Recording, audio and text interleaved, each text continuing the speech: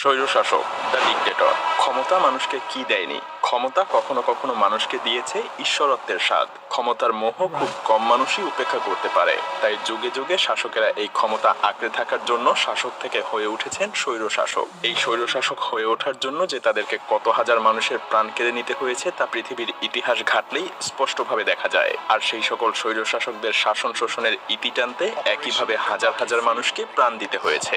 সত্যি বলতে কোনো স্বৈরশাসকই চিরস্থায়ী হতে পারে না। একদিন না একদিন তাদের ক্ষমতার ইতি ঘটবেই। আজ আমরা পৃথিবী জুড়ে রক্তপিপাসু কিছু স্বৈরশাসকদের বিভীষিকাময় শাসন শোষণের চিত্র এবং কিভাবে তারা ধূলিসাৎ হয়ে গিয়েছিল সেগুলো দেখব।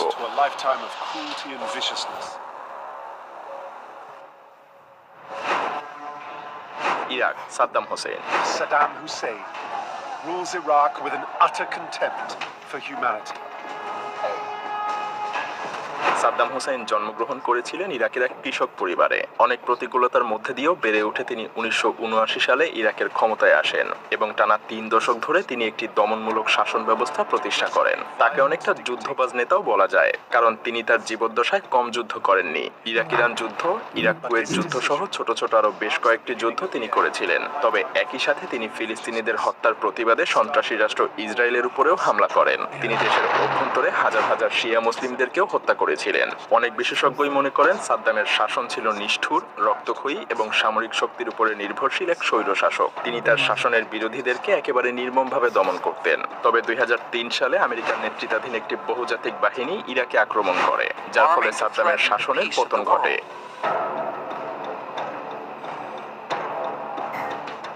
আমেরিকা ইরাকে গণবিধ্বংসী অস্ত্র থাকার অভিযোগ তুলে এই আক্রমণ করে, যদিও পরবর্তীতে এর কোনো প্রমাণ পাওয়া যায়নি।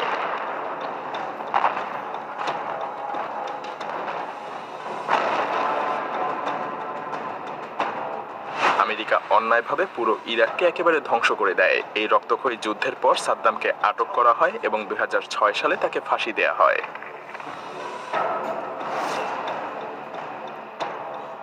সাদ্দামের পতন ইরাকের স্বৈরাচারী শাসনের অবসান ঘটালেও দেশটি এরপর থেকেই ক্রমাগত গৃহযুদ্ধ, সন্ত্রাসবাদ এবং রাজনৈতিক বিশৃঙ্খলায় জর্জরিত হয়ে পড়ে। তবে মুসলিম বিশ্ব তাকে মনে রেখেছে ফিলিস্তিনিদের হয়ে ইসরায়েলের উপরে আক্রমণাত্মক হয়ে ওঠার কারণে।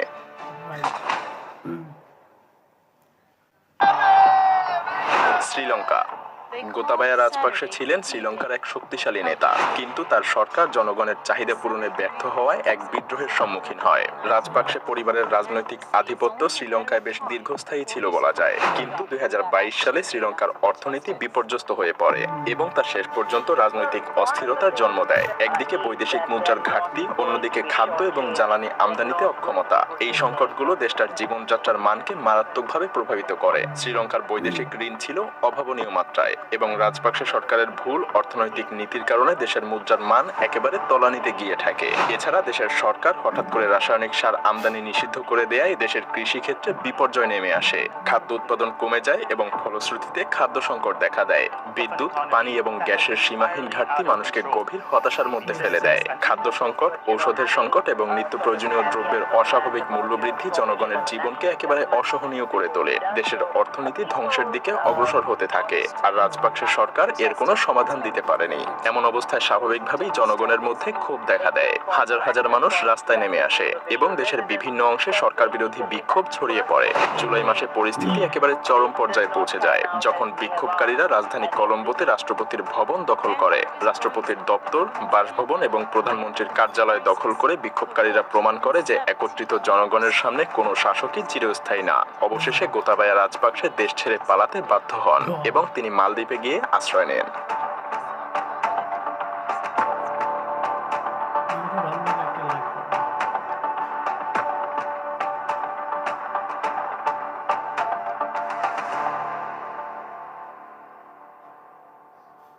Libya, Muammar Gaddafi.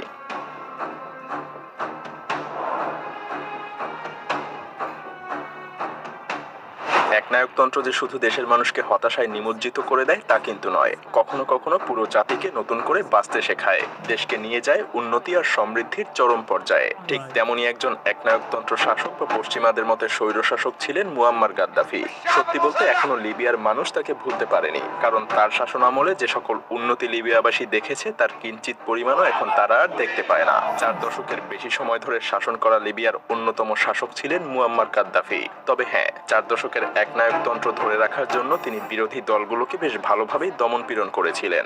সেই সাথে তার শাসনের অস্বাভাবিক কিছু দিকও ফুটে ওঠে, যেমন তিনি পরিধান করতেন অদ্ভুত সব পোশাক, সেই সাথে নিজের জন্য রাখতেন নারী দেহরক্ষী, যা পৃথিবীর আর অন্য কোনো প্রেসিডেন্টের ক্ষেত্রে দেখা যায়নি। আসলে একনায়কতন্ত্র প্রতিষ্ঠা করতে গেলে অসংখ্য ভালো কিছুর মধ্যে সেই শাসককে খারাপ কিছুও করতে হয়। যদিও তিনি ন্যায়ের সাথেই দেশ পরিচালনা করেছিলেন, কিন্তু 2011 সালে আরব বসন্তের প্রভাবে লিবিয়ায়ও গাদ্দাফির শাসনের বিরুদ্ধে আন্দোলন শুরু হয়। প্রথমে শান্তিপূর্ণ বিক্ষোভ হিসেবে শুরু হলেও দ্রুতই তা রক্তক্ষয়ী গৃহযুদ্ধে রূপ নেয়। অবশেষে 20 অক্টোবর 2011 সালে আমেরিকার মদতপুষ্ট বিদ্রোহী বাহিনীর হাতে গাদ্দাফি ধরা পড়লে তাকে হত্যা করে লিবিয়ার রাজধানীর একটা দোকানের সামনে ঝুলিয়ে রাখা হয়। তবে গাদ্দাফির পতনের পর লিবিয়ার বিশৃঙ্খলার অবসান আজও ঘটেনি। তার শাসন শেষ হয়ে গেলেও লিবিয়ার স্থিতিশীলতা আর ফিরে আসেনি, তাই লিবিয়ানরা গাদ্দাফিকে এখনো ভুলতে পারেনি।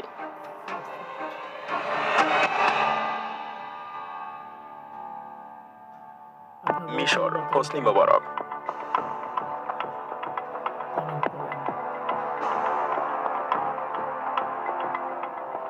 হোসনি মোবারক ছিলেন মিশরের একচ্ছত্র শাসক। তিনি ছিলেন মিশরের সবথেকে দীর্ঘমেয়াদী শাসক। প্রায় 3 দশক ধরে তিনি মিশরের রাজনীতি এবং অর্থনীতির উপরে একনায়কতন্ত্র প্রতিষ্ঠা করেছিলেন। তার শাসনকালে বিরোধী দলগুলোকে তিনি একরকম প্রায় নিশ্চিহ্নই করে দিয়েছিলেন। সেই সাথে তিনি গণমাধ্যমের স্বাধীনতা কেড়ে নিয়েছিলেন, এমনকি সাধারণ মানুষকে রাজনৈতিক স্বাধীনতা থেকে প্রায় পুরোটাই বঞ্চিত করে রেখেছিলেন। হোসনি মোবারক সরকারের আমলে মিশর ক্রমান্বয়ে দুর্নীতির মধ্যে ডুবতে শুরু করে, আর মিশরের সাধারণ জনগণও প্রতিনিয়ত দরিদ্র হতে শুরু করে। অর্থনৈতিক অবস্থা একেবারে ভেঙে পড়ে, আর তাই 2011 সালে মিশরের তাহরির স্কয়ারে শুরু হওয়া গণবিক্ষোভ মিশরের মোবারক শাসনের পতনের সূচনা করে।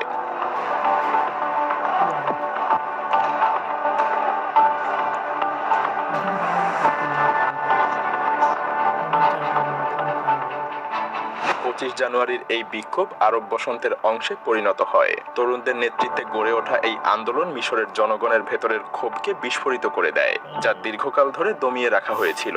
মোবারকের পতন এক অর্থে আরব বিশ্বের জন্য এক যুগান্তকারী মুহূর্ত ছিল।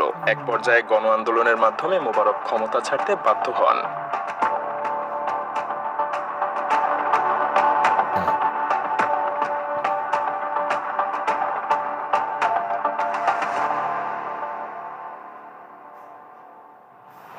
সাল 2009। বাংলাদেশের জনগণ তাকে বেশ স্বতঃস্ফূর্তভাবেই ভোট দিয়ে নির্বাচিত করেছিলেন। বাঙালি মনে করেছিল হাসিনা হয়তো এক নতুন বাংলাদেশ গড়ে তুলবে। হ্যাঁ, তিনি একটা নতুন বাংলাদেশ গড়েও তুলেছিলেন। তার ক্ষমতার শুরু থেকেই শুরু হয় এক নতুন বাংলাদেশের অধ্যায়, যে অধ্যায়ের একেবারে প্রথমেই ছিল পিলখানার ভয়াবহ হত্যাকাণ্ড। More than 300 soldiers have been sentenced to death or jailed for life in Bangladesh. All were convicted of taking part in a mutiny when border guards rebelled against the military. 57 এরপর আসে শাপলা চত্বরের বিভীষিকাময় রাত। তারপর জনগণের ভোটাধিকার লঙ্ঘন। শুরু হয় গুম, খুন, দুর্নীতি, অর্থ পাচার সহ মানবাধিকার লঙ্ঘন। এভাবে গুম, খুন আর অর্থ পাচারের মধ্যে দিয়ে বছরের পর বছর ধরে চলতে থাকে শেখ হাসিনার একনায়কতন্ত্র। সরকারি দলের একটা নেতা হয়ে যায় যেন একটা রক্তপিপাসু রাক্ষস। তাদের শাসনামলের 15 বছরে $99 বিলিয়ন ঋণ করে তার $93 বিলিয়ন তারা পাচার করেছে। এমন কোনো জঘন্য কার্যক্রম নেই যা তারা করেনি।